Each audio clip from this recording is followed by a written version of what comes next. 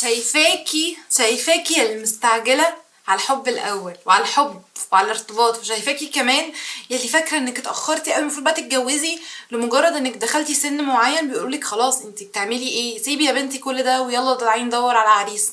بس انا بقى النهارده مش بس هقولكوا انتوا بتحبوا بجد ولا لا، يعني العلاقه اللي انتوا فيها دي حب بجد ولا لا، ولا هقولكوا السن المناسب للحب. بس انا هقولكوا حاجه مهمه جدا تاخدوا بالكم منها كده قبل ما نبدا في الفيديو واحنا بنعمل نسكافيه، ان يا حبيبتي الحب الاول ممكن جدا يدمر حياتك، مش بس يدمر حياتك، ممكن يدمر شخصيتك في كل العلاقات اللي جايه. وعايزاكي برضو تعرفي حاجه معينه، ان حبك الاول هو حبك الاخير.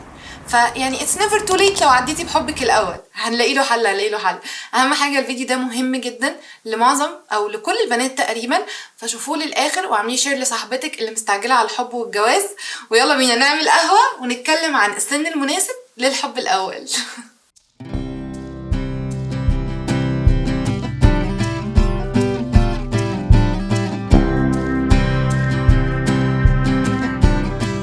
مبدئيا كده بالله لو اللبن طف مانيش معلماكوا حاجه، ولا حب اول ولا حب خامس. احنا بنعمل قهوتنا كده مع بعض، خلوني بس اوريكوا راسي واحنا بنعمل قهوتنا مع بعض. خليني اقولك حاجه مهمه جدا، هي الناس بتحب ليه هنا في مجتمعنا؟ احنا بنحب علشان بعد ما نحب شخص هنتخطب له وهنتجوزه ونبني معاه بيت. فاول رول كده، لو حضرتك مش مؤهله تتجوزي دلوقتي فانت مش ما تحبيش خالص. دي رول كده واضحه مش هنختلف عليها. تاني قاعده كده واضحه قوي، هو دلوقتي شخص عارف ان هو ما ينفعش يتجوز، بيرتبط بيكي ليه؟ حاجه من الاتنين، يا بيلعب بيكي وبيتسلى وبيقضي وقت، يا اما بيحبك بس اناني جدا لدرجه انه ما عندوش مشكله يحجزك وهو عارف ان هو مش مؤهل يتجوز دلوقتي اصلا خالص، هو مش عارف اصلا حياته ايه. خلينا نتكلم في الموضوع ده. انا كنت مجهزه الموضوع ده عشان اتكلم معاكم من واقع افكاري والاكسبيرينس وقرايتي، بس انا كمان خدت حاجه في الكورس هتساعدني قوي في الفيديو ده في الدبلومه. اللي مش عارف، انا باخد دبلومه لايف كوتش عشان ان شاء الله ابقى لايف كوتش واساعدكم تبقى حياتي وحياتكم افضل. سيبنا من الرولز دي عشان مش مقتنعين بيها. انتي شايفه ايه السن المناسب للحب؟ اولا في حاجه اسمها ان انا اكون اعرف نفسي، اللي هي سيلف اويرنس، ودي اللي انا خدتها في الكورس. مش بس انا عشان اعرف نفسي، انا محتاجه اعرف احتياجاتي. اوكي، الاحتياجات دي مترتبه. احنا لما بننط مرحله، في مرحله بتبقى مفقوده، فبعد وقت بنحس ان احنا مش فرحانين بالمرحله اللي احنا فيها لان في مرحله مفقوده، فبتبداي عايزه ترجعي تعيدي تاني المرحله المفقوده دي. بمعنى واحده اتخرجت او ما اتخرجتش، واحده وهي في الكليه اتجوزت، تمام، وارد تنجح، تمام، ده بيحصل كتير، انا ما عنديش مشكله، مش رافضه ده، بس انا بديكوا الكيس. واحده بقى كانت مش مرتاحه، لما هترجع هتلاقي ان في احتياج هي ما اشبعتهوش، ان هي كان نفسها يبقى عندها كارير، وكان يبقى عندها حريه ماليه، يعني عندها فلوس بتاعتها هي الخاصه، ان هي كانت عايزه الاول تعمل اصحاب كتير. الجواز منعها مثلا من كل ده، اللي هي كانت احتياج قبل الجواز، اللي هي لو كانت اشبعته كانت هتبقى في علاقه هيلثي اكتر في الجواز. لا، مبدئيا كده عشان ما توهكوش لو سنكم لسه صغير، انتي محتاجه تعرفي نفسك الاول. اولا، ويا ريت البنات الكبيره تكتب لنا في الكومنتس حبك الاول لما هتبصي له بعد، لو ما كملتوش مع بعض وبصيتي له بعد، يعني لو حبيتي شخص وانت عندك 16 سنه 17 سنه وجيتي بصيتي للشخص ده وانت عندك ما بين 26 و 30 سنه، هتلاقيكي انك ما تختاريهوش بمعاييرك وبافكارك وبشخصيتك، مش هتختاريه، وده بنسبه 90%. فاللي ربنا بينقذهم بيخليهم ما يكملوش في الحب الاول. في ناس بتكمل وبتبقى علاقات ناجحه ومفيش مشكله عادي، بس انا بتكلم عن القاعده العامه. فانا دلوقتي عشان انتي تعرفي السن المناسب للحب لازم تكوني اولا انتي عرفتي نفسك قوي، عارفه شخصيتك قوي، عارفه احتياجاتك وواعيه بيها، وصلتي ان انتي عندك الى حد ما، لو ده هدفك، حريه ماليه، وانا شايفه ان كل بنت محتاجه في الفتره دي او في الزمن ده يبقى عندها حريه ماليه باي واي كانت. وصلتي للحاجات دي، هنا انتي ناضجه كفايه انك تختاري شخص مناسب لانك عارفه انت ايه المناسب لك.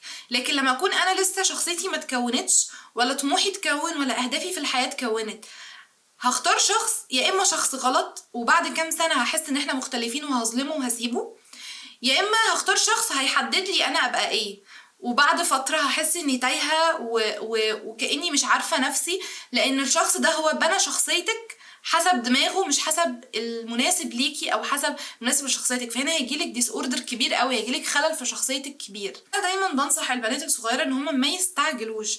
الحياه فيها حاجات كتيره قوي، على انك تربطي سنين عمرك وتربطي فترات وعيك بشخصيتك وفترات تطورك في شخصيتك بشخص هو حابب بس يربطك لحد ما يبقى مناسب انه يتجوزك. دي حاجه يعني غلط قوي، انه لازم البنت تتجوز وهي واعيه لاختيارها عشان ما تحصلش المشاكل اللي بنشوفها، خصوصا ان احنا بقينا بنشوف مشاكل كتيره. مفيش حاجه اسمها انا حبيته غصب عني. يعني ايه حبيتيه غصب عنك؟ انت وصلتي لمرحله الحب دي، يعني انت عرفتيه، شفتي منه جدعنه، شفتي منه حنيه، اتكلمتوا مع بعض، عرفتوا دماغ بعض، انبهرتي بقد ايه بينكم حاجات كومن، انبهرتي بان اختلافكم جميل، يعني ستيج كبيرة قوي. فأنا من الأول لما أنا ببقى مقررة وقافلة دماغي وقافلة الكشاف اللي ممكن يشوف أصلا شخص مناسب، لأن أنا كده كده مش هرتبط وكده كده مش هتجوز، مش هحب غصب عني، يعني فاهمين؟ هعجب بشخص بس هكنترول الموضوع. طيب عايزة أروح بقى لستيج معينة، هو أنا عايزة أديكم مثال أكتر، وعايزة أقول لكم إزاي ممكن بجد الحب يدمر حياتك. فتعالوا ناخد القهوة ونقعد على المكتب عشان تعبت من الوقت. جبت قهوتي وجيت. حلو قوي. طيب ازاي بقى الحب ممكن يدمر حياتك؟ حضرتك مبدئيا انت اخترتي تحبي وانت زي ما قلت لكم ما عندكيش وعي بنفسك كفايه. بالظبط العلاقه دي انت بيبي شخصيه وهو قاعد يصنع فيكي بهواه، فبالتالي هو لما يسيبك انت مش عارفه تمشي من غير ما هو يسندك. فدي اول حاجه. تاني حاجه في حاجه اسمها المعتقدات الاساسيه، قلت لكم عليها قبل كده، دي خطيره قوي ودي بتترسخ فينا من سن صغير وفي اول كل حاجه.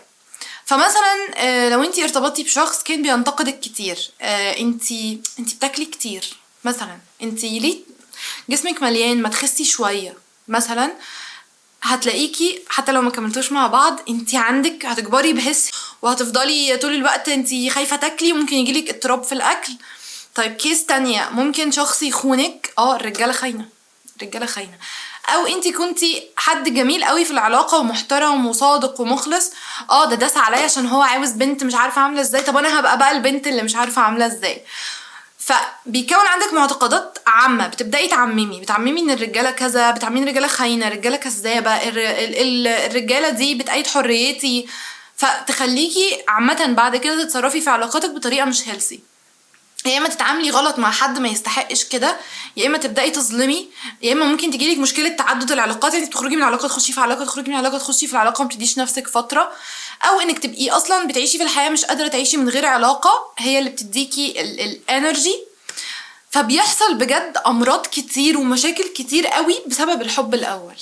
افضل حاجه انك اعرفي شخصيتك الاول عشان تختاري صح. مثلا انت ممكن ترتبطي بشخص هو مش عاوز مراته تشتغل وحقه، هو حر، دي معاييره، هو ما يعرفش ان انت عايزه تشتغلي، فانت تقرري انك ترتبطي بيه مثلا ان انت مش عارفه انك عايزه تشتغلي، فبعد ما ترتبطوا وتتجوزوا تلاقيكي انت نفسك تشتغلي وخلاص. ما هو طالما انت عندك الطموح ده جالك في شخصيتك، انت عايزه تشبعيه، اما هتعيشي حياه تعيسه وتتعسيه معاكي. هو ما يعرفش ان انت عايزه تبقي بتشتغلي وانت ما تعرفيش انك كنتي تبقي عايزه بتشتغلي، فكان الافضل استنى اعرف انا عايزه اشتغل ولا ابقى قاعده في البيت، انا عايزه اتجوز كده ولا كده، انا عايزه تبقي عارفه اتجاهاتك ايه عشان ما تعيشيش حياه تعيسه حتى لو العلاقه كملت واتجوزتوا.